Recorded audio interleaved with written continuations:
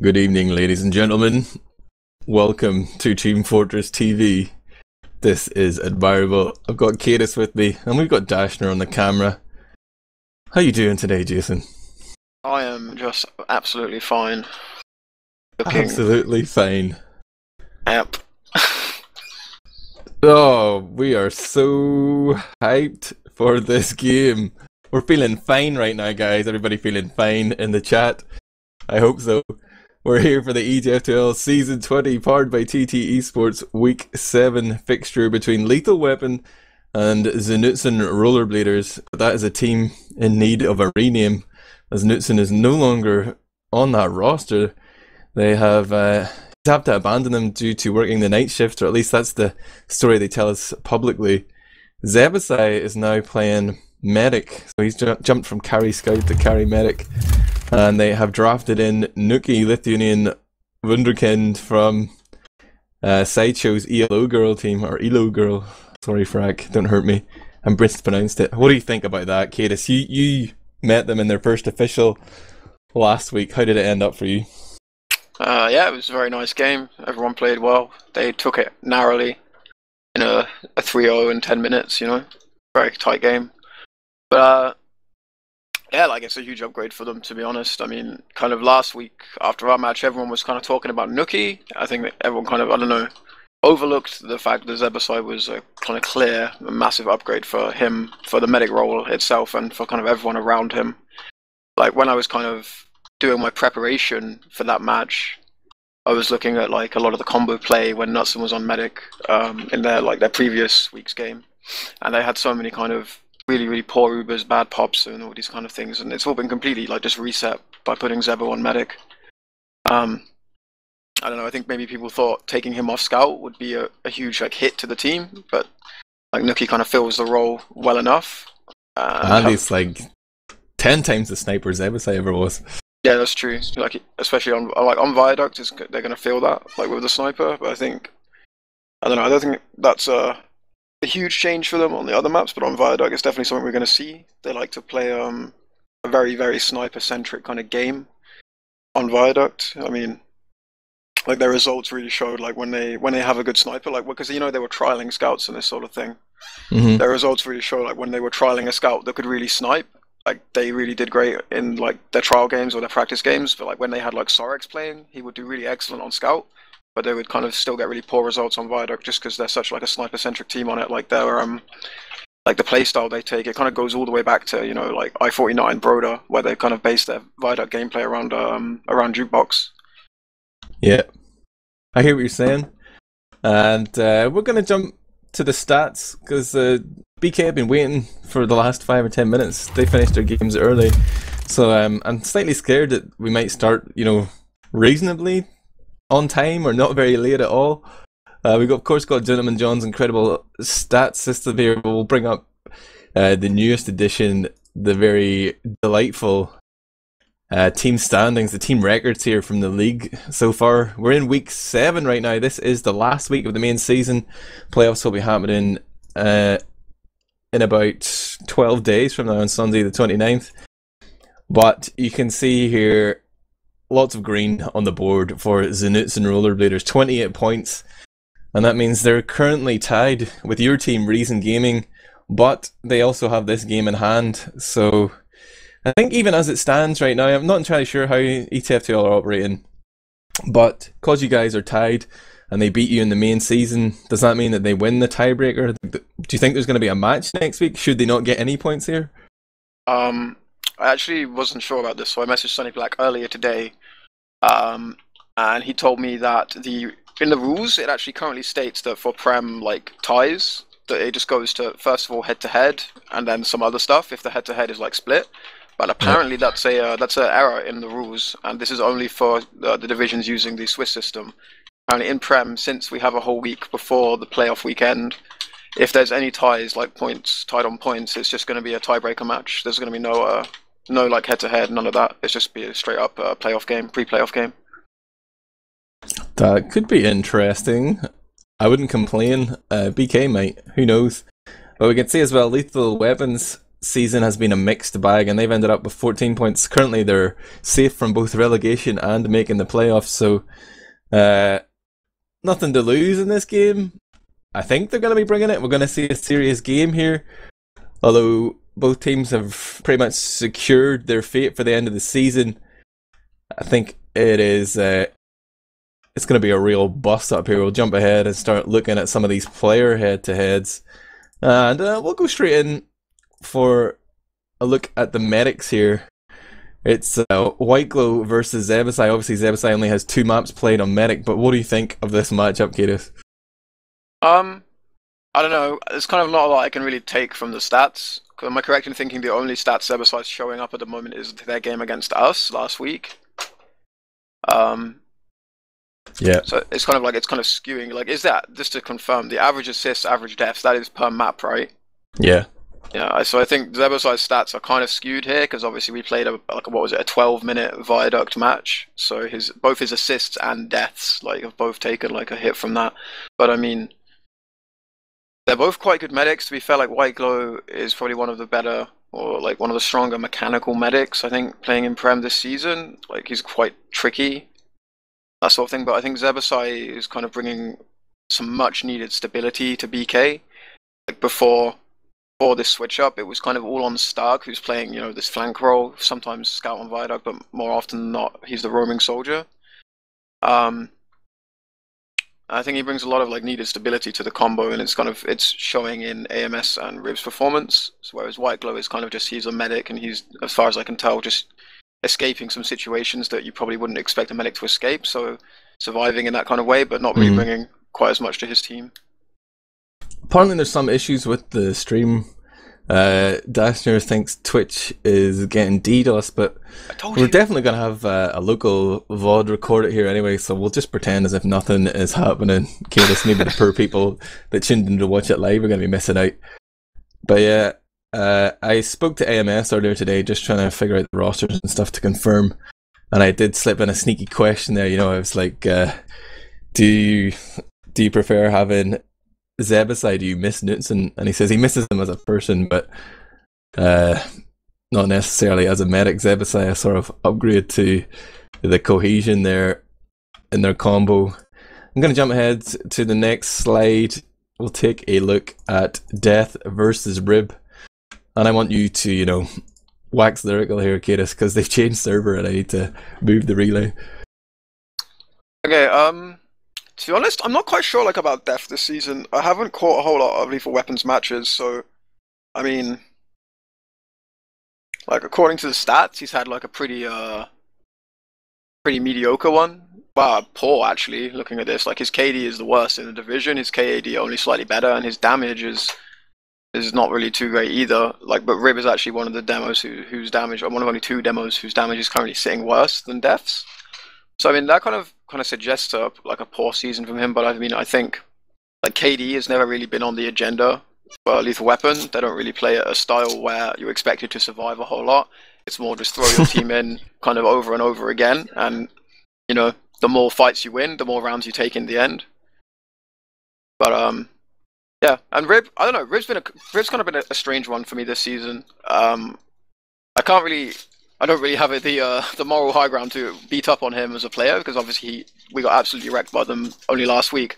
But I mean, it's not really been a great season for Rib, as best I can tell. I mean, his game has never really been defined by stats. Like, he's always one of the a demo man who's just doing a job for the team and creating space and following up on various things rather than taking a lot of heals and doing a lot of damage.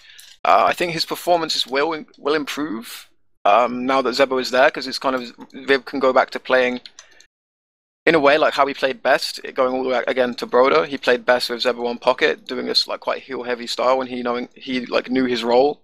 And now that Zebbosai is going to be kind of controlling that combo again, be it from medic, I think he's going to control it in a similar way. So Rib will feel more comfortable and just be able to kind of slot into that old role quite nicely again. And maybe we're going to see some of the old Rib, I think. Yeah, I agree. I think both demo men, as you say, haven't really performed as I expected them to from the start of the season. Like, I thought Death would be a really strong component of Lethal Weapon's roster, but it's ended up being sort of Shadowburn and Forsaken doing the heavy lifting for these guys. He's a bit hit and miss, but maybe that was the setup in 425 suited him better or whatever. Rib, I'm just, the sticky nerf, whatever. He's been playing the game for 7 years. Maybe it's just affected him more keenly than other demos, but for some reason he's definitely been out of sorts. Let's take a look at Shadowburn versus AMS, whatever you kids want to call him. The battle of the pockets here. Obviously, AMS stats a little diluted because they've switched pocket and roamer roles at various points in the season, but Shadowburn has been a consistent performer for his team. They've sort of, with the change to him to pocket and this whole black box conqueror thing, they have really built their play around him, and he's ended up with like really massive damage stats. But a lot of that is just, spamming to build his bar on the conch. What do you make of this matchup? Like you say, this is a really strange one. Like, you can't really compare these two players directly because they're both pockets, but one is definitely more of a traditional pocket than the other. Like, Shadowburn is obviously currently sitting somewhere between revolutionizing 6v6 gameplay and doing absolutely nothing worthwhile and just making his stats look pretty. Somewhere between there. Like, I think the balance hasn't quite been found for his team yet. It's interesting they're playing Viaduct today because I think it's one of the maps where, this conch black box thing that he's doing, I think it's one of the maps where it can thrive a bit more. Like, one of my main criticisms of it on Fully Charged the other week was I felt they were being quite lazy to run it so often and all the time. It was like they were taking the thought out of it because it is good in some situations, but also a hindrance in others. And if they were to just kind of mentally exert themselves a bit more and kind of work out where is it good and when is it bad and read the game and bring it up at the right times, that it would be quite an effective strategy to run. But since on Viaduct, you're pretty much always playing the same fight, you're always playing for the same point, and you kind of, it's quite like a linear type map. You always kind of know what's going on. It's always the same sort of thing. So I think it is quite effective, and particularly with the way BK like to set up on this map. They play really far back with a sniper. Like, it's kind of when they have control of the point, they will find their combo is always back on their cliff with only Rib really playing the point. And between sniper and sticky traps, they're forcing you to Uber really early. So by playing this conch style, they kind of, it gives them a license to use their Ubers early and not get punished so harshly for it, because they do have the conch to use on a repush, or even the conch for like an initial push with Uber coming after that. It's going to be interesting to see how that kind of goes down. AMS, like you say, stats are kind of skewed by the many raw reverses he's had to do, and the fact that Knutsson's been his medic for most of the season. Their Ubers have been nothing short of quite awful, to be honest. I was reviewing the Sunshine match they played, Knutsson's last game, and if we disregard the one where he right-clicked accidentally and Ubered on no one, it probably wasn't even his worst Uber of the game. So that pretty much sums up the kind of stuff AMS has had to deal with this season. I think his stats and his overall performance is going to really improve now that Zebbosai is kind of controlling that for him.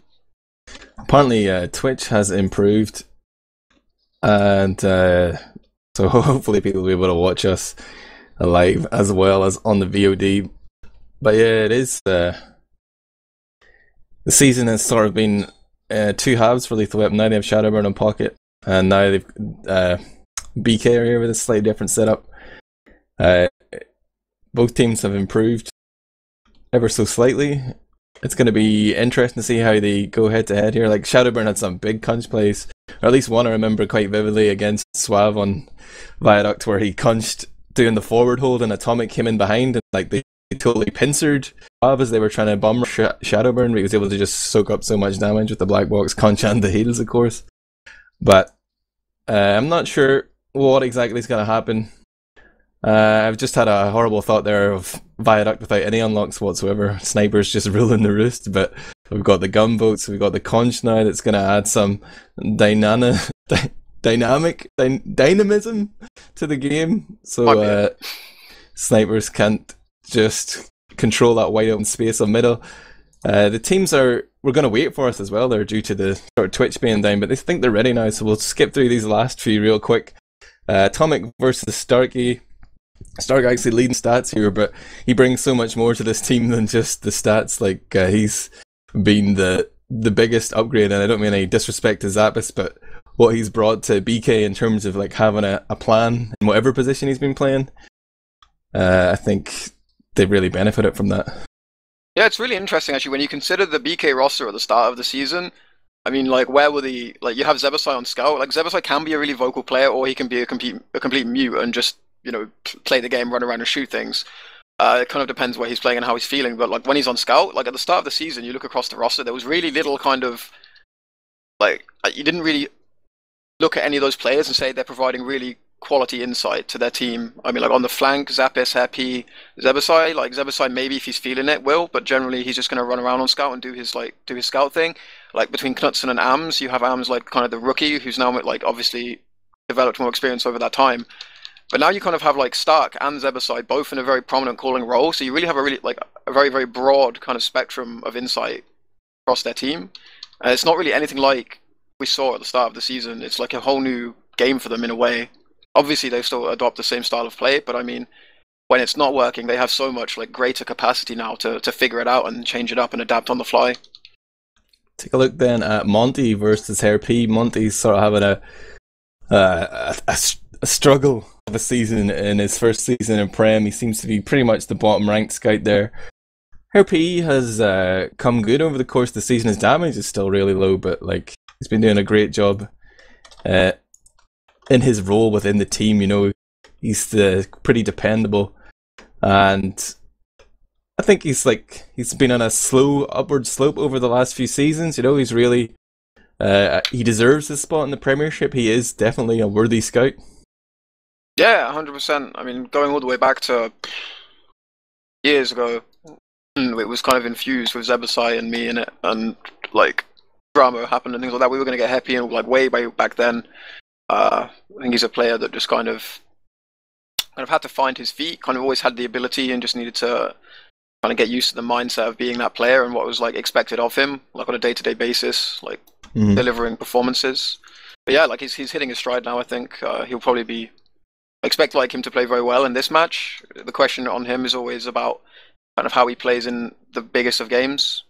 But this isn't the biggest of games for him, I don't think. So I'm expecting like a reasonable performance. Big game players. You need to talk about these two guys. It's Forsaken, aka Vic, versus Nuki, the new addition to this roster. You can see here, Nuki only has the two maps there, only 2 bars in his bar graph. But already his the stats he has from those two games have put him in the top 5 of scouts for DPM and KD. Although that was against some shit team, so hard to really credit those stats at all, is it? Right, exactly.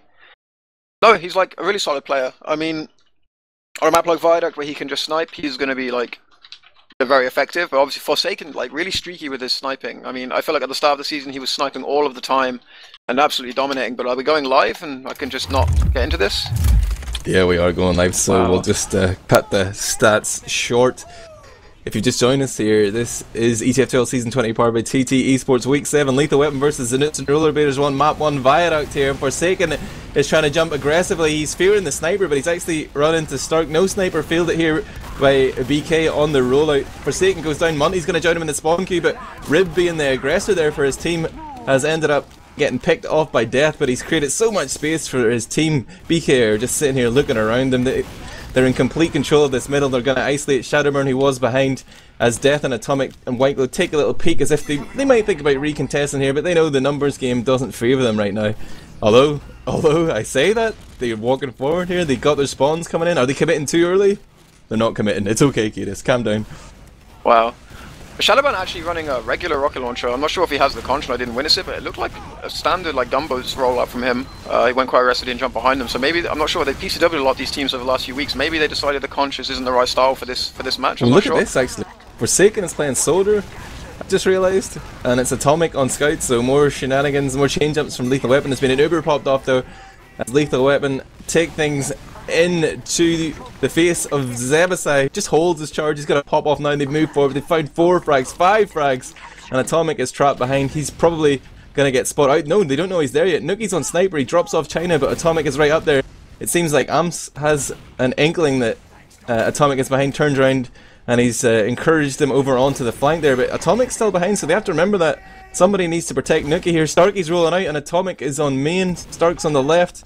Atomic's just waiting behind though. He's just trying to distract and distract. There will maybe be a dry push coming in here from Lethal Weapon. I would imagine so. I mean, Atomic gets a frag on Nuki. That's a really weird frag for him to get. I mean, the sniper's the first thing you'd expect him to watch, but I mean, I thought he would just wait behind for the push to begin and then kind of come in for the backstab. But they have got some position on the point. Shadowbone's gone down along with Atomic. So they're actually down numbers here, and they're bleeding a lot of players. White Glow's going down, and they're really getting nothing really going in this push. I mean, like I said, I really kind of expected Atomic to wait and kind of go for this frag as the push began, but maybe, I'm not sure, just not able to sync up the frags with the main combo there.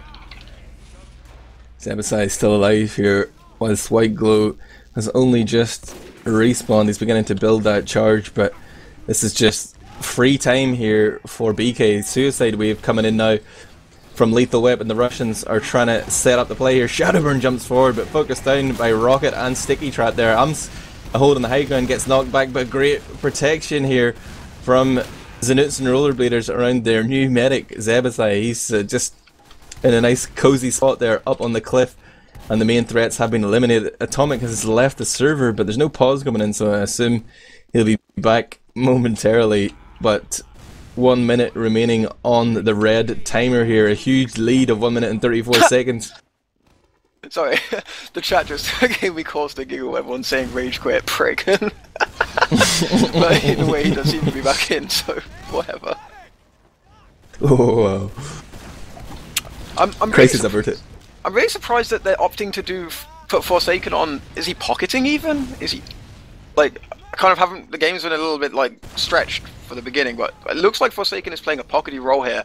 And really, the way BK are playing in full control, like when they have this point and playing so far back, I really would have thought Forsaken on Sniper was like the key they had to unlock them.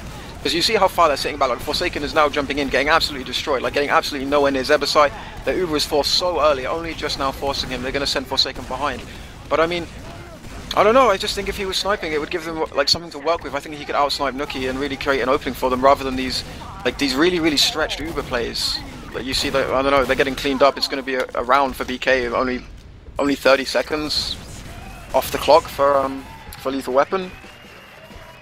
So is it like is a Lethal Weapon mindset here, like, oh, we're going to be facing against a sniper team here, we're going to try and get super aggressive, we're going to put, you know, our two best players on Soldier, we're going to try and get in their faces early in the round? Or actually, as I say that, Forsaken's going to spawn as sniper on this mid, and I guess that is probably the reason why, because Atomic usually does off class to play Scout whenever Forsaken snipes, but just decided to go Soldier and mess the whole thing up with the first round. Starkey's been the first casualty here on this mid fight, jumping in as Lethal Weapon just try and back off. They've hardly even made it across the threshold of that mid point, and Rib, he's hungry for frags here. He's going to pick up two there on Shadowburn and Forsaken, and he's thinking of going main, but decides to back out with his team. They know they've done enough damage here, they don't need to get greedy, and the fact that they control the point means they now have the sort of inferior spawn, so it's not really smart to go forward and keep trying to trade like that.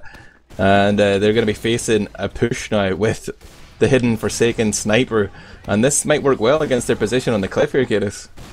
Yeah, I mean, they really do sit so far back. There's not going to be any pressure on Forsaken. He can just kind of walk in and take shots. The only real thing contesting him will be the sniper. He hits a headshot onto Ams. Hits two actually. Well. Wow, incredible play.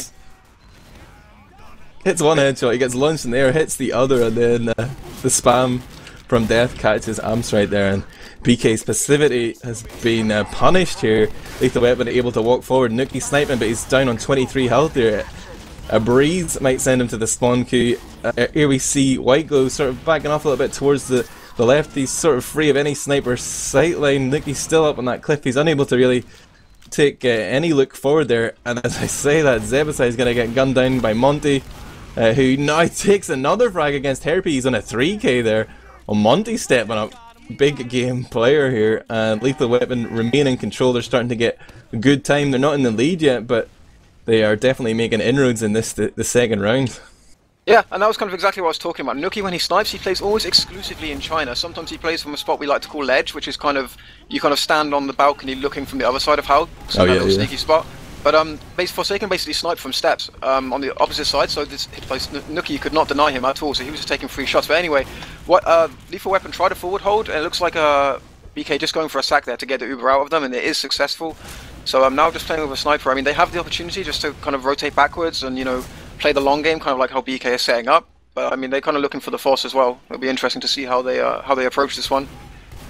Oh, Forsaken getting cheeky there on the forward hold on the left hand side. He gets the chance for 2 shots onto Zebbosai, but misses both of them.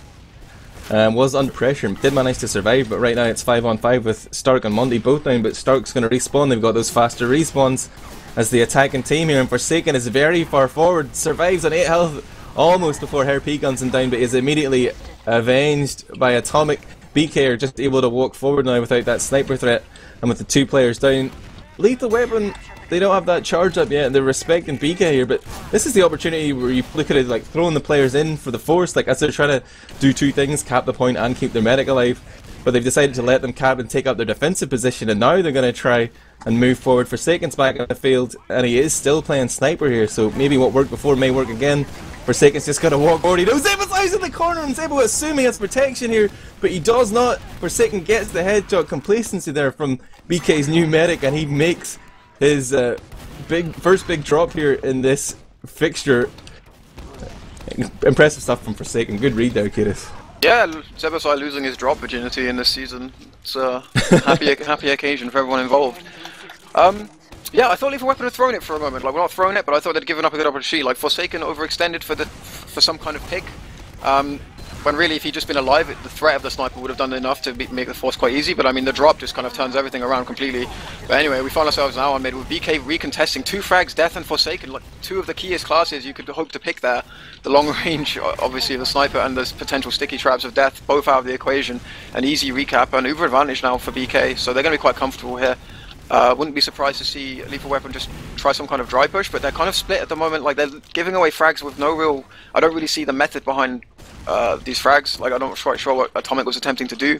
Waglo forced to just retreat, and he's actually not built this entire time, so I mean, they're going to have to try and... I don't know if they're going to jostle position, try and get Forsaken in. Forsaken is now again peeking in from this step position. So again, like, there's no pressure on him from Nookie. He's just free to stand there and snipe. And he's given so much space to his team. They're forced the cap they're forced the pop just from standing on the cap. Like, Zebbosai knows he can't peek, he can't drop down to block the cap with AMs, so he has to just Uber. So yeah, that works kind of nicely. One thing I must remind myself is that we do have team comms available to us, but right now BK in control after, you know, taking a little bit of a gamble on that Uber push. They managed to make it work, but they didn't get the pick onto White Glow. They did at least hold on to the point for now. They were continuing to buy themselves time. They're about to just tick into the lead here as well, so for the sort of push that's coming up at the end of this round, they're actually going to be in the uber advantage situation, assuming they get the force out here, so this will work out well for them as long as they can keep Zebbosai alive. Forsaken's jumping up and he's trying to airshot AMS, but Zebo should be their main focus here, and they do swarm around Zebbosai. There's no one else trying to protect the BK medic. He's going down, but they've overextended way too deep. Oh they went God. way too deep for this kill. I mean, they sent 3 bodies just to frag Zebbosai. I mean, Death was in deep, Shadowburn was in deep, and I mean, I don't know, I question the whole play, to be honest. I don't think they had to use that Uber. I mean, they saw Zebo was kind of close, so they opted to use the Uber and go for him, but I think they could have just pushed them out, held on to that Uber and forced Zebo. So I forced BK to just push and take a trade on the point, but they didn't, and they ended up throwing too many bodies just for that one medic, and between the respawn advantage once they capped, and obviously the health they sacrificed to get Zebbosai, they've just kind of thrown the position away now. They are actually jostling in again, trying to go for the cap. They might get it, but they're losing 2 frags. I really don't see a way out of this for them. Rib being the sheriff there on that midpoint. It was dry push coming in from Lethal Weapon, but just some big damage spikes coming out there. Nice coordination from BK. They knew what they needed to do to hold on to it. The point is just decaying right now, and overtime will end. Knutsson and Rollerbladers take a 2-round lead here. I guess we'll start to make use of these team comms. I'm going to link their channel right now and see what they have planned for middle. It just feels like they're walking into us easily. I couldn't buff you, Nookie. Oh, I body shot him. Yeah, I think I'm on left. Scout right. I'm hit behind rock. Scout top left. Okay, let's go. Aggro. Move over. I'm adding stock, I'm adding point. No. I got headshot. Got a point, weak. Someone dead. Leave. Sorry, nice. So weak right side. I died. Sniper top. I'm jumping in. Sniper is 20 up top. It's not at least. Ah, I'm fucked by soldier. On Leonuki. They're right side. There's a far back. Lucky they got that sniper pick after he'd already killed everyone. Oh well. But a nice mid there from Lethal Weapon. They managed to keep White go up, so huge uber advantage for them here. I guess we're going to be seeing a BK suicide wave coming up, Kaidus. Yeah, I was going to say that sniper pick should have been... Maybe my knowledge of this map is just not quite as good. Well, not even worse than I thought it was. But I thought that pick on Forsaken would be really beneficial because I thought he'd get a later spawn after because the point was going to go down. I thought he'd like best case scenario is he'd spawn at the same time as BK and they'd be able to push against like no sniper. But I mean they do go. I mean I don't even know what's happening to be honest now. That's just blown my mind. I thought he would spawn much later. What's going on, James? For God's sake. They found the force here. White Glow is trying to regroup with his teammates here. Monty's gone forward though, and he's getting swarmed, totally outnumbered, and rightly loses that fight 1 versus 5 against BK. But White Glow and Death have stayed forward. Shadowburn has joined them now, and they do manage to control that choke point despite being outnumbered. They don't get overwhelmed, and they're just sitting here on the left hand side. Stark's dancing around with his shit stick out. He's going to run back to middle there with the escape plan. And it seems to be the calm before the storm here. Death is starting to walk forward with Atomic. They're putting time on the point. They're forcing BK to come to them. They probably know Zebbosai doesn't just have it yet, and they're going to be able to camp for free. And this is, this is good efficiency here, good economy. They're going to be able to take a few seconds off the clock, even though they're at an uber disadvantage. But White Glow hasn't gotten out in time. He's getting juggled against the wall. He won't be able to escape. And if they just capped and walked back there, it would have been a great play. But they stayed in too long, outstayed their welcome there, and they've lost all the important players. Forsaken and Shadowburn actually still alive, but they're unable to do too much. Shadowburn landing some big rockets, but survives now. Forsaken is going to move forward on the left. He's charging up a shot here. He sees a soldier, but Zebbosai is well positioned behind the rock. He also sees Nuki sniping there, so some information for his team, but unable to make a dent. And now as the actual push comes in for Lethal Weapon, they're already a man down. They're going to lose Atomic as well, so if he just survived a few seconds they could have pushed with 6. They're still going in and trying to make a go of it here, but I'm not sure why they're trying to suicide considering Zebbosai doesn't have Uber, but they're going for it anyway. They're finding frags. They've currently got 3 BK players in the spawn queue, and their spawns are coming in. Here's Atomic stepping in, following up the damage of Death. White Glow's just popping off crossbows. He's looking for Shadowburn to heal, and they could be walking forward here and retaking the point, but they've sort of wimped out a little bit. They didn't like the situation. Atomic now goes forward. They've got Shadowbird here. They've got the respawns coming in. They're trying to bait the action. They do get the foresight this time, and White Glow retreats in good time, so he's going to be able to survive here. This is key, and they're actually still in the lead in terms of time here. So I think things are looking pretty good for Lethal Weapon right now, or at least it's close this round. Yeah, I think going back to that, the thing you perceive as a suicide, I think what happened was because Lethal Weapon ends up losing 2 frags on entry, they opted just to send the rest of their players for like a pick on Zebbosai, so basically they then can have an uber advantage push to make, or like they otherwise, oh my god, my words. Basically they would have just been sitting around waiting for those respawners, so they opted to try and use that time to produce something better for them. Yeah, like you said. He gets the force there onto White Glow. Yeah, they pop, but I mean, this clock's ticking down, they're going to be able to even out the time, and there's a lot of red players. I mean, Monty's chasing deep. Oh, he doesn't quite catch that scout retreating on 9 HP. Zebbosai was actually 30 HP on retreat, so they actually almost pulled off a really, really nice push there, but I mean, in the end, they're just going to have to settle for, 30, 40 seconds on the clock and try and defend this push. Let's hear what they're planning. We'll jump into the BK comms. China bomb left. I'm going main, so I don't get sniped. I'm going right. Sniper China. I'm jumping him. Yeah, let's just play a Sniper we have normal third lineup here. Sniper's back down. Scout on the far right. Come on right side. Come on, guys. Pressure them right, arms, come. Scout's aggressive, cliff. Sniper on the right too. If they Come on, close, we can Conrad. Uber onto them. All cliff, free cliff. Are they close right? Yeah, they're coming. down. Let's go, Sebo. Yeah, Yeah, you we can get them in. I'm launched on them. Yeah, I have you. Medic sneak. Medic so beacon last. Medic down. Scout on mine. Sniper down. Right. Come back now, come back. Play Deal with the together, play, play it's fine. together. Nice. You don't need to block, you can always recap. I'm healing P. Still right. Hey, do come down. We lost our They're pushing right side, they're pushing I'm right gonna side. die here. We have better come back. spawns. Sorry, Nice stuff, Sebo. Yeah, really nice calls there from Zebbosai. I guess the difference is that in that situation playing medic, he's asking people are they close, whereas normally he'd be the first guy around the corner looking to see where they are and calling the aggression, but his team managed to communicate that White Glow was in a sort of pick up a position there, so they committed, they got that medic frag and pretty much wiped out Lethal Weapon there. Now they've managed to back off, only having lost Rib, he's back on the field, so they're in a strong position to defend here, but Forsaken is back up sniping again. They need someone to get in there and pressure him, but they're trying to wait for their Uber at the same time. They're playing a dangerous game. The Rumor Star goes down, so they're sort of lost that mobility, that aggression. It's going to be Amps and Rib going forward. Zebbosai doesn't want to wait to get sniped. They've popped off here on the point. They know White Glow's committed forward again, and he's trapped there on the flank side. He's going to get gunned down by Hair P. And again, just solid reads coming out from Knutsson Rollerbladers here. They're just seeing the sort of poor plays coming out from Lethal Weapon and punish them for it. But I guess the time was low there, so you can't really blame them too much. No, absolutely. I mean, I feel like Lethal Weapon could have made something a bit better of this. I mean, not this fight in particular, but I mean, a lot of the situations where BK are able to get onto White Glow, I just feel like Lethal Weapon are underestimating the aggression that BK can choose to put out. I mean, they've played against them a lot. Like, I mean, because obviously we were playing BK last week, so we were kind of keeping track of, you know, how are they doing, what should we expect from them in the match.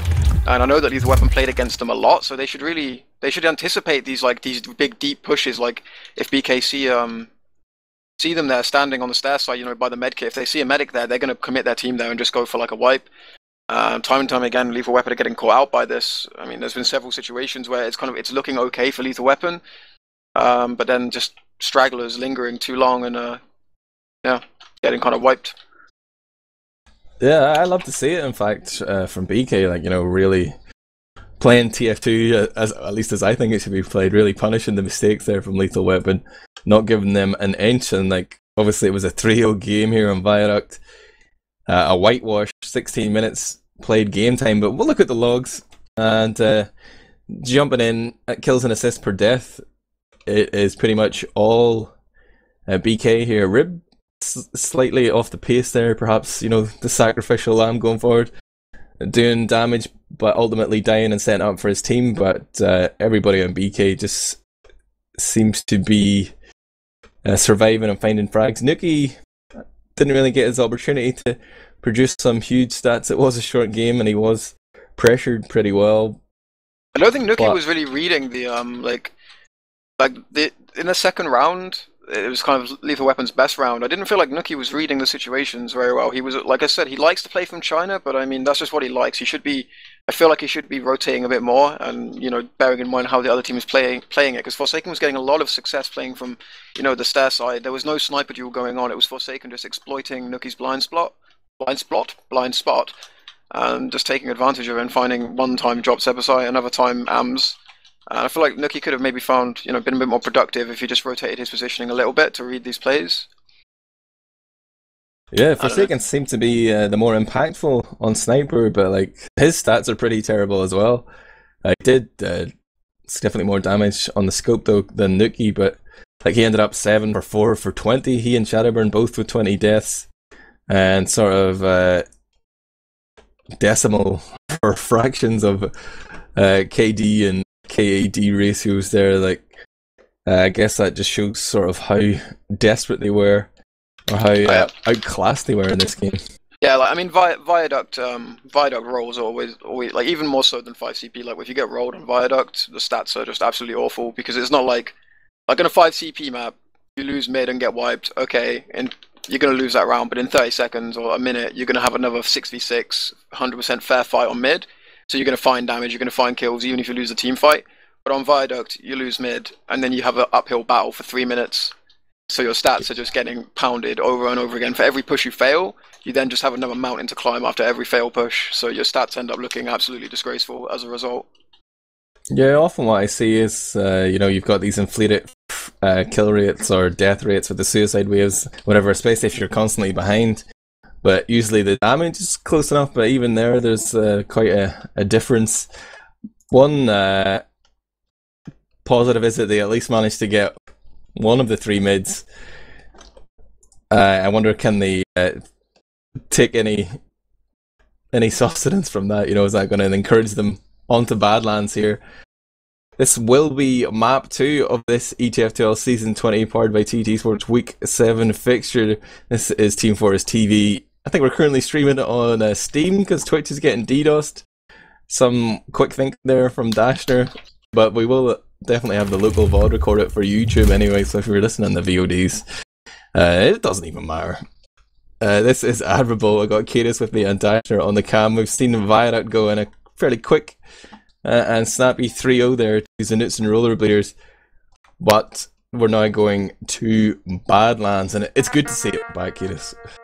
Yeah, it's nice. I mean, I've already had my little moan this season about how I felt about the map rotation. It's really nice to see a map that everyone kind of knows and is pretty much universally liked by the community.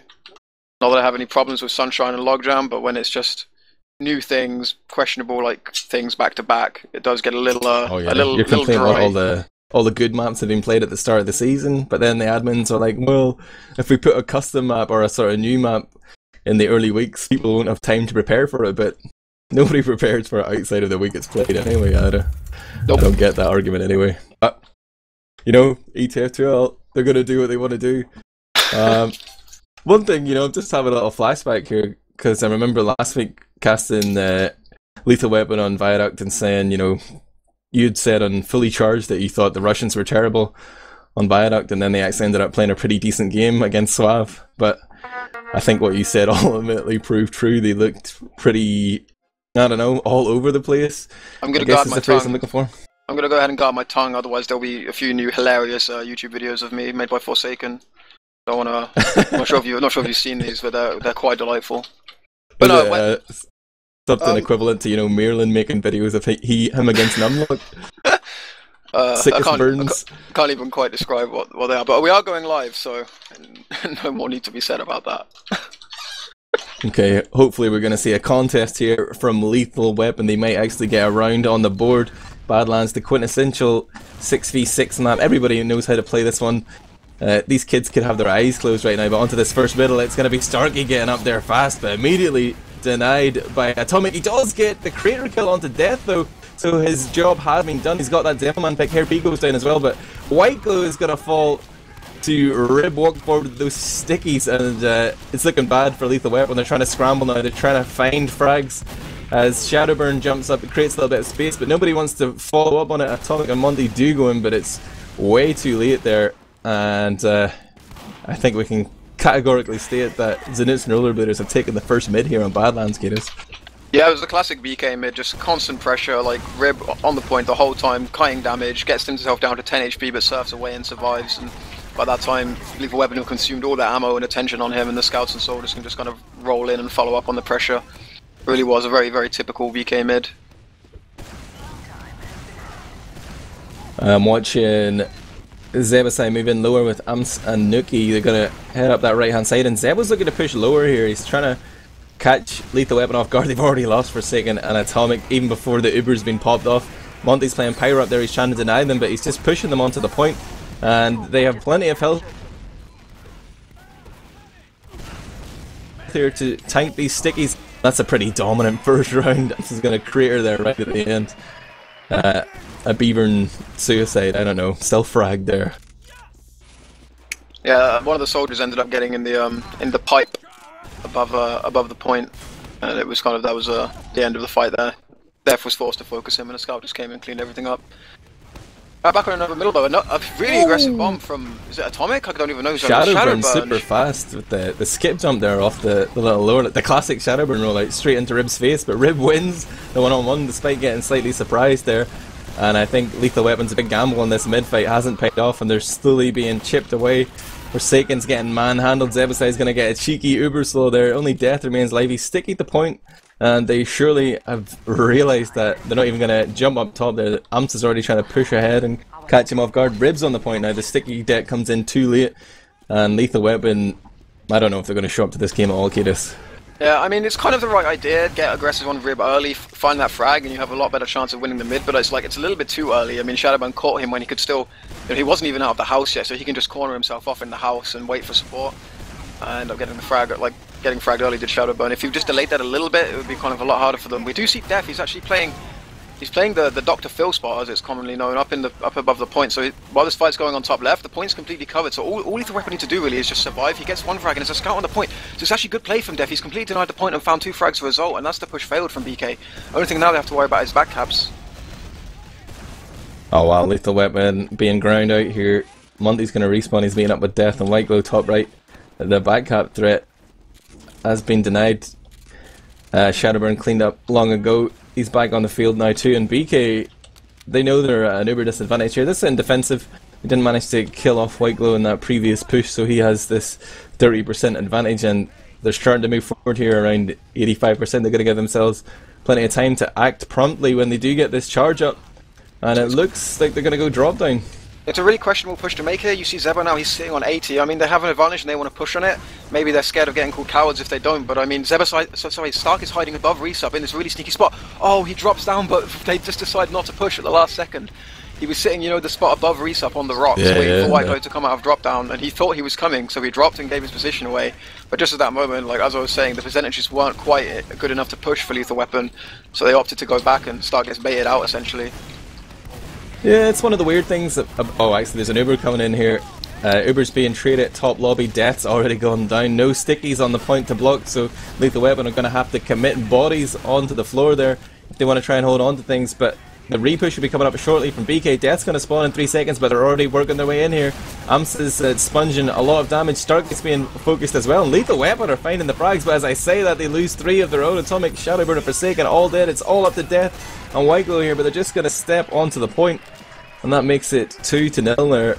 And what I was thinking about was that there's sort of this illusion of Uber advantage, especially when you're the attacking team, because at the point when you're trying to keep your advantage, you're starting to buff people and you're losing that maximum healing rate, so it just slips away from you really quickly. But they didn't push quickly, they were on to the third middle here, kaidus. What's happening? Again, Rib just completely dominating the point. Wow, it's 2 nice pipes onto Monty, kills him instantly. I was going to say he hits 1 nice, but then catches him with the juggle, so that's 2 pipe on Monty. Rib just like, this is a Rib man, like he just goes on the point. I mean, those pipes, you don't expect him to hit those every time, but when he does, oh my god, it is impressive to watch. And now he's feeling it, he's just going aggro onto Spire, creating space for his team, and as long as he can stay alive here, this is going to be maybe a classic absolute roll round. I mean, both soldiers that go down for BK, but I mean, they're dominating Spire. Nookie with a frag on the Shadowburn. Rib, he's read this scout in house, someone's called him, so he's doing nothing. Scouts can cap Spire, and this is going to be potentially a really, really fast round for BK. This would usually be the situation where Zebbosai would be already on last.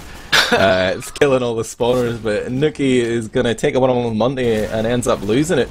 RP now trying to cap the point alone. He's getting pressured slightly by Death, but he's only being tickled by those long-range stickies. Monty is still joking around the balcony here. He's doing a great job of staying alive, and he now backs off on main, but the long-range buckshot from RP is going to be enough to get that frag, and that's a 16-second spawn. That's just going to make this advantage that BK have even more potent. They're going to Uber in lower right, and they're going to send RP onto the point, but he runs past it. He's going to kill off Death. No stickies again on the point. They find that Demoman frag, and BK can sort of toy with their prey here. They're going to just kill off as many players as they can before they jump on the point and make it 3-0 here, kaidus. Yeah, but it's not looking good for Lethal Weapon. I mean, I expected to see, like, I don't know, Lethal Weapon carefree, nothing to lose. That tends to be when they play best, at least historically how these players have performed best. Kind of choking in the start of the season and then bringing it back at the end when it no longer matters, but not looking good for them here as we do go on to another middle. Rib again fast, but Death here in time to contest him this time. There's a bit of a sticky exchange on the point. Rib not able to take as much space as we normally see. Stark jumping to the shithouse but immediately dropping back down. It's kind of a lot more of a balanced mid, but so much point presence for BK at the moment. If they can convert this into frags, it could be really dangerous for Lethal Weapon. They find Death, they find Forsaken, and White Glow is now isolated on Choke. He does meet up with Shadowburn and his remaining scouts, so they should be making it out. Oh, Stark bind! Oh, Stark didn't have enough health to put out that second rocket that would have killed off White Glow. And White Glow has his crits up right now, so Shadowburn going to make the jumping crit split. Lands the rocket onto Rib, he surfs away on 20, he's going to crater. Shadowburn does find a key frag there, but now he's being swarmed. There's an easy pick onto Nookie, who's coming lower, but he's deciding to jump and contest RP on the point, and he's making it work. White Glow's trying to get up and support him. The caps come in, and White Glow's stranded. He's trying to decide what to do. Is he going to go for the backup? Forsaken gets the drop onto Zebo there. White Glow jumps into the meat grinder, and the cap comes in anyway, but that was pretty crazy on Spire. It hasn't ended well for Lethal Weapon though, and they continue to just hemorrhage rounds here. Currently 4-0 down, it's match point for BK, and there's only been 8 minutes played, kaidus. Yeah, this is brutal at the moment. I mean, that crits could have worked really nicely, they had a really nice position going on, but I mean, the gunboat soldier is not really the ideal choice, but it was kind of all they had to work with considering Death was down, and yeah, but we are back on another middle.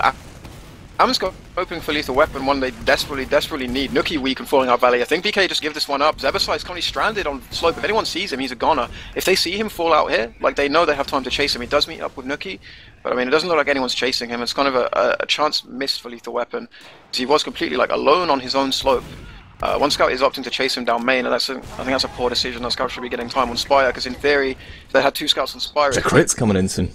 I was going to say it could be the combo on last already. With I didn't realize it was crits, but with their advantage, when they are going to, looks like they're going to go from From top with Shadowburn. Oh my god, White Glow. What the hell? He gets reflect. RP with the huge pyro blaze there.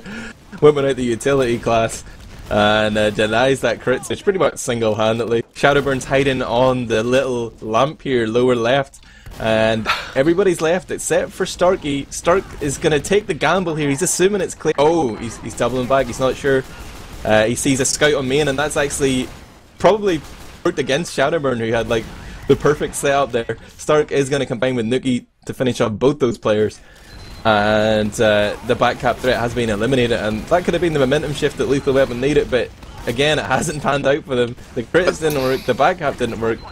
What's going to work for them here, kids? To be honest, after that play, I think nothing they do today is going to work. I mean, that was kind of as good a situation as they could hope for. You know, Chris advantage, they caught them out. You know, they didn't have Uber in time, and one crit rocket and their medic gets reflect killed. It doesn't really get any more unlucky or disheartening than that. I think that is the moral GG there. I think that's kind of every bit of reserve Lethal Weapon had left just gone. Oh, They do find Zebbosai. Did he drop again? Yeah, Atomic comes in with the two shot in the back there, and that's 2 drops in like less than 10 minutes from Zebbosai. Channeling Knutsson here in his gameplay, refusing to pop, but it was a quick 2 shot. He's new to this medic thing, but right now BK having to dust themselves off. Maybe we could listen to their comms. I feel like we need to make use of this before the map ends. Let's see how they're going to do with this crits. Nuki's behind them. Solo spot house. Spot nice shot. What? Where are we? I'm coming left back. Nuki's back in medic now on Hunter. We're in trash. We're third. Medic drop. Make drop. Nice. Nice. Oh, Solo I guess one back. Solo took 70. Sorry, house. Solo Demos back. stack. Coming down. 4 versus 5. Sorry, Oh, sorry. he hit me in the fucking head. 2 scouts on Soldier. Got on me left. Come down. Class. Got in trash. Shot took 40. Where? He's on point. Oh. Oh, he's on spawn here. I'm really low. Nice. Solo was Sorry, house with house 100. behind us. Medic spawn, but no one to Oh, heal. he's better up, but... Now Nice I have spawn. someone to heal. He might be spunking me, Zilla. Yeah. I have Nuki. Oh, he's on spawn. We're gonna block it. They're blocking mid. We can't Oh. really cap mid. Be hard. We're coming from choker. 6 versus 4. 6 shot. Yeah. Zebbosai enjoying playing medic. I wonder is this going to last more than a few weeks, Kaidus? It'll be interesting to see what they decide to do after the season, but yeah, he's not having the best time of it at the moment, getting picked and dropped and all that, but I mean, just as with Knutsson, it doesn't really seem to hurt them that badly. I mean, I guess this team's used to playing with Knutsson, they're used to their medic dropping and dying every time any kind of aggression comes onto him. Really this season has just been a bonus for them if Knutsson was able to survive, so they're not going to be hurt too badly by these few mistakes from Zebbosai. I saw Shadowburn actually doing up in that spot above his own spawn there, up on that little cliff where you can glitch against the wall, but he was trying to look onto middle, I think. But anyway, he's back in his own spawn, the back cap, or I don't know who's back capping here. Someone's capping something. Lethal Weapon are trying to go on to mid whilst they lose their own Spire. And they're struggling to contest Rib up there. We will cap it off. Atomic and Monty going to retreat with about 80 health between them. And he picks up the kit. Forsaken's just about to respawn, but Lethal Weapon are going to be just hemmed up on their own last. I'm going to go to team comms here for BK as they go into this big Uber advantage push. I think we're good. Solid death out as well. We're in. Let's push bottom right. Sure. No. I can't even get into the fight. I'm Let's being go. kept out. Sorry, Let's go top back. lobby. He took 100. He's still. I'm not dropping Further now. down. Nice. Let's go top left. They have a pyro. Go Pyro. Pyro. Go P. Again? No. Sorry. You gotta learn, man. The Demo's above point. Pyro's dead. Just He's on clear the him out. left side above point. What the fuck? Nice. Oh, did you shoot his stickies? Quality game. Wow. I knew I was right to hype this game up. But yeah, that's going to be 5-0 there for Knutsson Rollerbladers. Lethal Weapon unable to get around across both maps, but in fairness, it was probably less than 30 minutes game time across those 2 maps. We will take a look at the logs, of course, it's tradition, but really Lethal Weapon not showing up to this, not the team I'd seen this season, who I was, intrigued by. I know I was almost a fan of the Russians, but now, right at the end there, they've disappointed me. Maybe they'll just fold and everyone will lose their points. Maybe. But no, that's the last game, right? For Lethal Weapon this season. That's their season over. Yeah, and for BK, there's only one fixture remaining in Season 20's main season in the Premiership. It's Suave versus Insomniac, and that's going to be casted by yourself and Commander X tomorrow at the same time. We have the BK guys in Mumble, so we'll get them in for interview. We'll take a look at the logs right now, Kaidus. Yep. Hair P actually top damaging, which is not something you see every day. He did get a whacking 500 damage on Pyro with the 1 kill, so that's that big deflected rocket. Get the camera, Mom! In fact, that's the only thing showing up on his damage is the deflected rocket on Pyro, so I mean that's the padding he needed, I guess, just to clinch it. But yeah, the stats not so informative. They clearly suggest that BK won this game and that Lethal Weapon did not win this game. But look at this Amos kid though, like 7 air shots in the space of 12 minutes. If you projected that out, you know, he could have been easily on his way to 20 air shots across this game. But it was tragically cut short. He did hit some crazy long range one there at the point we jumped to team comps. Didn't get a scream huge air shot too much, but yeah, really one-sided game. Nuki with a 5.8 kills and assists to death, 16 for 7 for 4. Able to clean up pretty effectively there. Disgusting game. Only 1 mid found for Lethal Weapon as well, 4-1 on the mids. Zebbosai though, you know, terrible at medic. Managed to find 2 drops in the space of 12 minutes. Then we hear him getting angry on the mumble comms. I called for my team to get out. It was perfect. And they didn't listen, so I died. Both of the occasions did I call and they didn't listen to it, so I died. I blame Ams. Purely. Guys, we are being joined by BK now for the interviews. This is Zebbosai. P. Anyone else going to join us, guys? No, not from our team. Lazy bastards.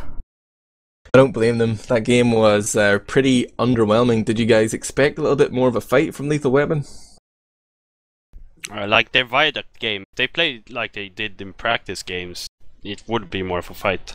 But they just changed the Forsaken pocket. I don't know what the fuck that was. Like they were so much better when they didn't use Forsaken on Sniper on that map. So I thought that would be closer. Yeah, the Russian aggression on that map is pretty strong. And now they just played passive. They played the first round without the Sniper, and it was pretty miserable to watch, but when they brought Forsaken out on Sniper the second round, to be honest, it was the best round they played. I mean, they created some entries with Forsaken, they managed to get like decent time on the point. In my opinion, they kind of threw away their chance of winning that round themselves by like, I don't know, they kind of Ubered, overextended, got the frag on Zebbosai, but then kind of committed 3 kills, three players for that 1 frag, and you managed to like retake the point and control it from there. I don't know. From my perspective, the Sniper was kind of the only thing that did work for them on that map today. But like you say, it's not really the overall gameplay that we've seen from them over the past few weeks. For us, it was weird too, though. Like we came into the game expecting them to play like they do in scrims, so it became very scrappy mid-game because we weren't prepared for them swapping like that. But I think if they played like they did in PCWs, they would get a round of us at least. They have done in PCWs. They've even beaten us playing that style. What is that style? Just to clarify for anyone able to actually. They play Forsaken Scout, not Solly, and they just do vanilla, and they swap Forsaken like snipes very rarely, and then Shadowburn goes Scout, and I don't know. Besides that, they just play all out aggression, and like they very rarely, and then that second round we almost lost. I think we were just too slow to adapt to the sniper, so we lost Zebbosai a couple of times when it was unnecessary. But otherwise, like they're usually even too aggressive for us to contain with that hold.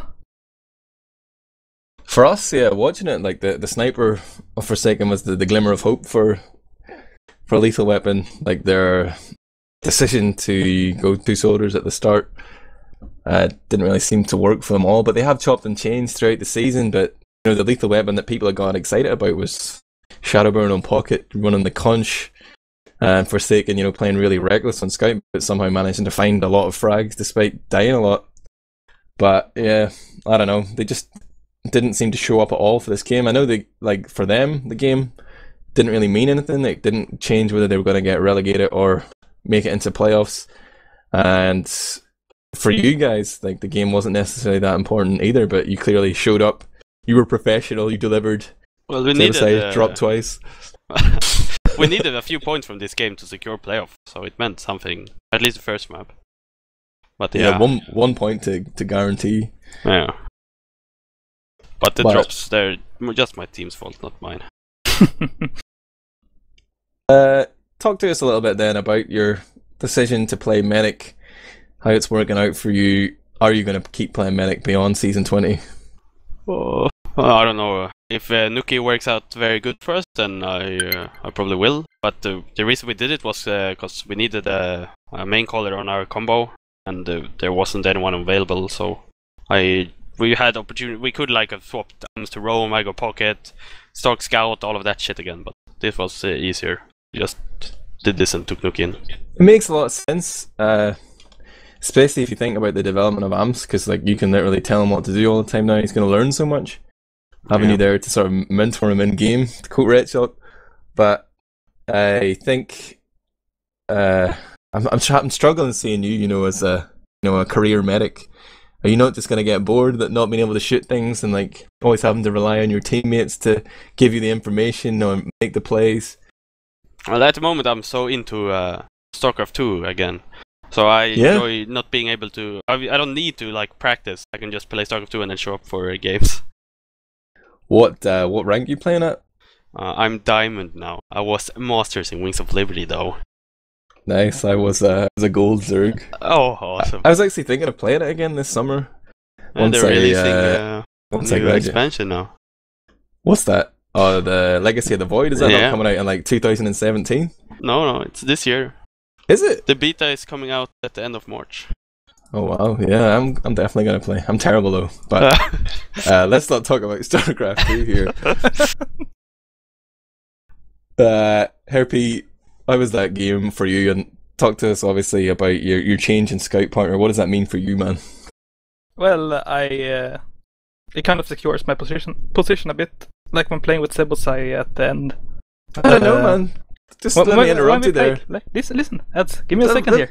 Listen. Let me just cut your legs out from under you, man. Whenever Zebbosai gets bored of playing Medic and Nuki's come into the team and he's asserted himself, because we know he's a bit of a beast, who do you think is going to get cut? Is it going to be Nuki, Lithuanian Superstar, or is it going to be Herpy? No, we always cut AMS. No matter what happens, we cut AMS. That's the rule of BK, cut the AMS and keep on living. But it just like compared to when we played last season, like Zebbosai and Zappis worked better together, I think, than Zebbosai started. Like their styles kind of clashed, and then I would have to go and help Stark when Zebo died. And it just made it kind of unbearable for me to play with a pocket at the same time and try helping AMS out. And now it's kind of, I can leave them up to their machinations and just support AMS more, and then we clean up easier and we just win games. So you think this is definitely a change for the better? I was sort of asking Amps about the roster and stuff earlier to confirm, and I managed to get him to say that he prefers Zebbosai as medic, although he misses Knutsson as a player, as a person, sorry, not necessarily for his medicing ability. Do you agree with that? Is Zebbosai just a straight upgrade, Herpy? I think at least on the Ubers, but in the end of the day you have to like deal with the fact that it's Zebbosai that's closer to you, and that's we just make it depressed in the end. You're not going to take this opportunity to slate your boss. That's cool. You are spineless. But we're still in that like fresh car shit. When that settles down, we'll see how it works. Kaidus, do you think this BK iteration is better than the last? Would you be preferring to face BK from the middle or the start of the season in the playoffs? Well, yeah. I mean, this is, at least from what I've seen, is the best they've played. I mean, going back as far as, last season, I wasn't so up with it. I mean, this is the best I've seen them play probably since the playoffs of last season, where they kind of, I don't know, for the first time that season, they looked really kind of self-assured and confident in what they were doing. It's kind of, it's definitely the best I've seen them play since then. But like Zebbosai says, I mean, it is, like everything's kind of free and loose at the moment, everyone's kind of just enjoying playing the game, and, you're not making the same mistakes you've made for a month already, because everything's new, When that kind of stuff begins, then you kind of, only then do you really find out just how well it's working and how long term it can really be. Traditionally, after the end of the season, or in that mop-up week, there was always a lot of dead time. That's been reduced due to the new one-day playoff format. But how keen are you guys going to be able to go over the next 12 days, Zebbosai and Herpy? Are there going to be many games available for you? Are you planning to practice a lot? We're planning to play 4 days next week, but it's really hard to get games. Even this week, we couldn't get games for every day. So, like, all the teams stop playing as the season ends, and the playoff teams are just left to play each other. Someone cancelled on us. I won't mention any name, kaidus. Who was it? It was you. Like 2 days you cancelled on us? You cancelled on me first. Yeah, I know. Cancelled on me, I'll one up you, or cancel twice. How would you like me now? Get burned. So I was gonna say I was given false information by Hafikul. He told me that some game was on another day and one game was on another day, and so it's kind of like, for us, our season is over pending other results. But Hafikul gave me bad information about when the results would come in, so we booked games. So blame Hafikul. What a horrible human being. But you're not gonna play next week if you don't get playoffs then. We haven't discussed it at all, to be honest. We just said we're not playing again until we're going to play Thursday, because we're a warm-up for one of the teams playing that match, so we're going to play that one game, watch the game together, or I don't know. I'm casting it apparently, so we'll decide. Are you going to warm up for Insomniac and then not show up? Yeah, that's the plan. We've booked the game. We're just going to show up with Nice. FM are going to play it for us. But we'll figure out what's going on with us after that, I guess. I'm going to describe the situation in the tables right now. So, off the back of BK completing their final game, 6 points taken, they're going to be tied with Suave actually for first. That's interesting. But the final game of the season coming up is Suave versus Insomniac, and you've got Raising Gaming sitting there on 28 points, Insomniac on 26 points with the game in hand. They can potentially get 6 points against Suave, but the most points any team has gone from Suave so far this season is 1. So, kaidus, the question to you then is, like, how likely do you think it is that you're going to make it into the playoffs? If you were to put a percentage on that based on how you see the Insomniac Suave game going. 10%. 10% that you're going to make the playoffs? You think Insomniac are going to get more than 2 points? Yeah, I mean, I don't know, man. From my perspective at the moment, like, Suave have been doing their old stuff about, like, joking, like, holding over you that they can joking that they can throw, but I mean, I don't know. I'm not concerned about them throwing. I'm way more concerned about their ability to win that match for themselves, like, to be honest with you. Watching they don't have non-logged. They've got Mike on demo and Larval on Rover, that's confirmed. Like, they do have a history of just kind of, being able to turn it on for matches, but I mean, from what I've seen of them over the last few weeks, it's not very impressive, to be honest. I think they're very. He played with Ips today. Maybe he makes a comeback. Maybe, but I mean, I feel like they're very fortunate to have this position where they don't really need anything from this game. So, from my perspective, I'm not expecting them to take enough points for us to make playoffs, whether they want to throw it or not. Well, what's the BK perspective on this last game? Who do you think is gonna emerge victorious in the playoff race? Will it be Insomniac over Reason? I don't know. I think Suave will take it. So I think Reason are in playoffs. Yeah, I think they step it up for official. Yeah, they but at the usually same do. time, they've been playing really shakily for like 2 weeks. Sam was a bit mad today, I think. I think if Insomniac needed the win, like they needed 4 points or 6 points, then I'd be a little bit more confident. But I really don't see Suave winning outright. If Exxon he's so up and down. If he is on his game, I can see them winning. But I don't know. He's so up and down with his aggression. Going out there, I think it's Insomniac's to lose.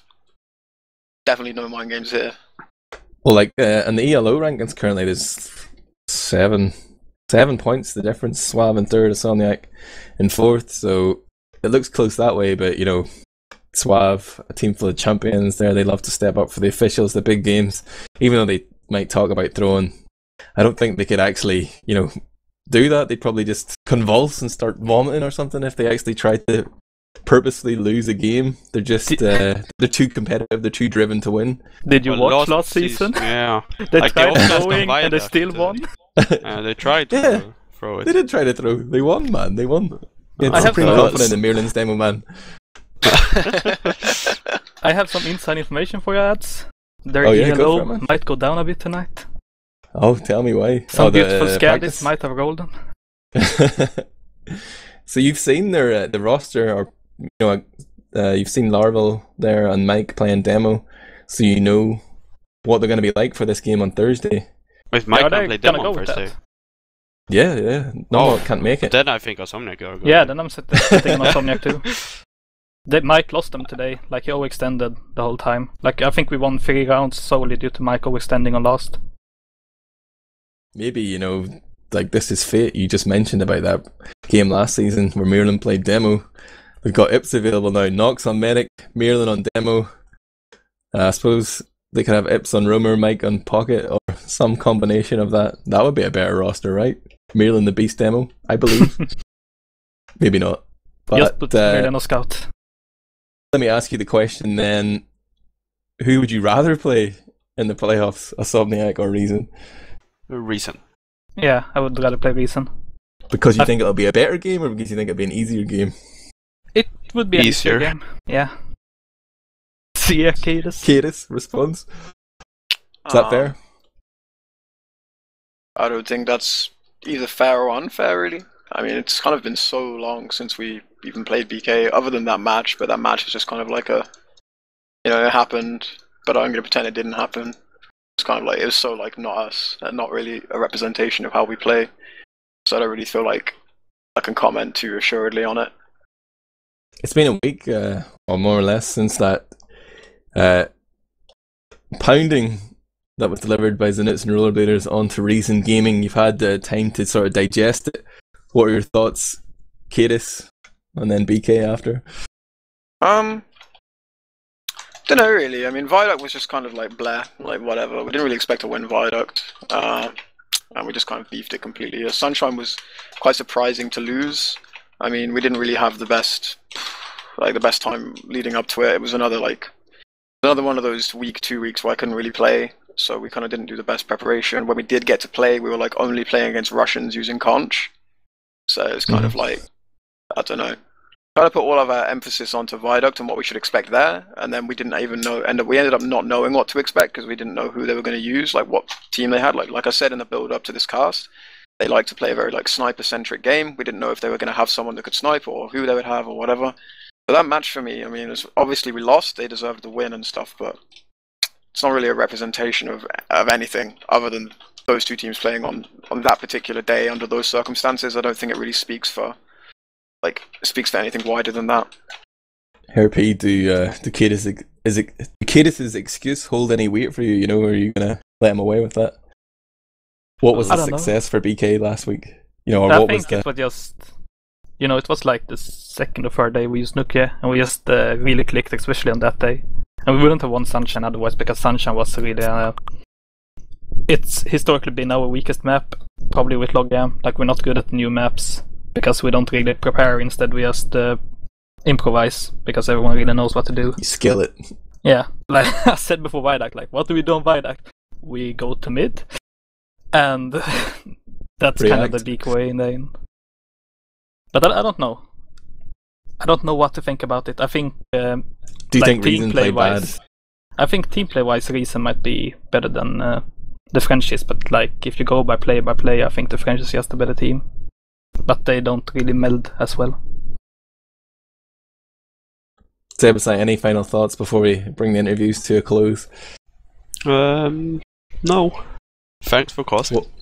What race do you play in StarCraft? I played Zerg today and then I raged, so I went to Protoss. I kind of swap between those two. Zerg is stupid. What do you think about Widow Mines? They're cool. Broken. They require no micro. Like, it's such a stupid unit. That's the main reason I don't play Zerg. Because that unit's so broken, it's unreal. Okay, that's going to be the end of it for tonight. We've had Zebbosai and Herp here with us for interview, but it was a very one-sided game. Lethal Weapon unable to get a single round on the board. Kaidus Who do you want to shout out to? Oh, what? Sorry, I was. Shout outs, please. Oh, shout outs to the boys, to Happy Cool, bane of my existence, never ending, thorn in my side, and yeah, that's about it. Herpy. I think I'm gonna do a shout out for Forsaken and tell him to step it up with that Russian super team next season. And Zebbosai. Shout out to StarCraft 2. I'm going to shout out to Dashner streaming for us, and I'll remind you all one more time that it's going to be Suave versus Insomniac, the game we've been talking about for the last 10 minutes. Live, perhaps on Twitch, maybe streamed on Steam if Twitch keeps getting DDoSed. But that will be Commander X kaidus and David the Win. Once we've streamed that game, we will have officially streamed every Premiership game this season, barring the playoffs, of course. So I think we'll have to break out the champagne then. But until then, keep it locked on teamfortress.tv. We'll get the event up there later. And hey, we might even write a preview article over the next 12 days. I think I agree to that. So thanks for tuning in. Twitch chat is a total ghost town right now because of nobody's watching it there. But if you're listening on Steam, we appreciate your viewership. Peace out.